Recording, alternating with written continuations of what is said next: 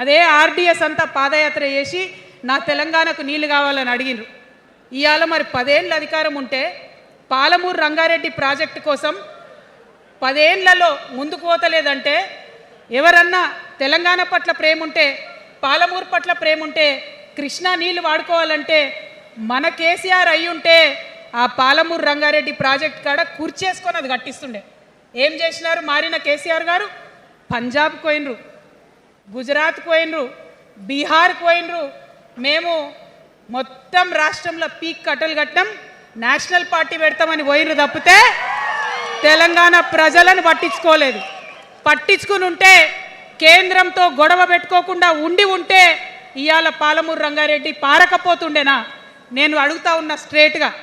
ఇన్ని రోజులు నేను ఎన్ని మాటలు మాట్లాడినా బీఆర్ఎస్ పార్టీ నాయకులు ఒక్కరు కూడా బయటకు వస్తలేరు, సమాధానం చెప్తలేరు. దీనికి మీరు సమాధానం చెప్పకపోతే ప్రజలే మిమ్మల్ని బయటకు లాగి సమాధానం చెప్పేటట్టు చేస్తారని కూడా ఈ సందర్భంగా నేను తెలియజేస్తా ఉన్నా.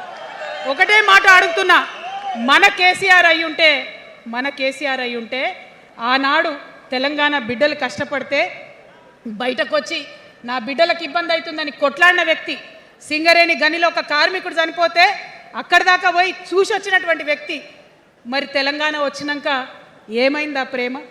అధికారం ముందు మమకారం తగ్గిపోయిందా? ఏం జరిగిందని నేను అడుగుతా ఉన్నా. ఎందుకు ఈ మాట చెప్తా ఉన్నా అంటే, ప్రేమ నాకు కూడా ఉంది. నాకు తండ్రి కావచ్చు, అది వేరే విషయం. కానీ ఒక రాజకీయ నాయకుడిగా వారు ఈ మధ్య రాజకీయ పరిణితి కోల్పోయి మాట్లాడుతూ ఉన్నారు. కేటీఆర్ గారు మాట్లాడిందంటే ఓకే అనుకోవచ్చు, ఆయనకు పెద్ద తెలియదు పాపం. కానీ కేసీఆర్ గారు అనే మాట ఏంటంటే, ప్రజలు తప్పు చేసిండ్రు. ఓకే, ఒక సెకండ్ నేను ఒప్పుకొని దాన్ని, ఒక సెకండ్ అనుకుందాం. ప్రజలు తప్పు చేస్తే నేను ఒక తల్లిగా అడుగుతున్నా, నేను నా కొడుక్కో మాట చెప్తా, వాడు వినలేదనుకో, కింద పడ్డాడు అనుకో, ఇడిచిపెడతానా? దగ్గర తీసుకొని మంది అనా?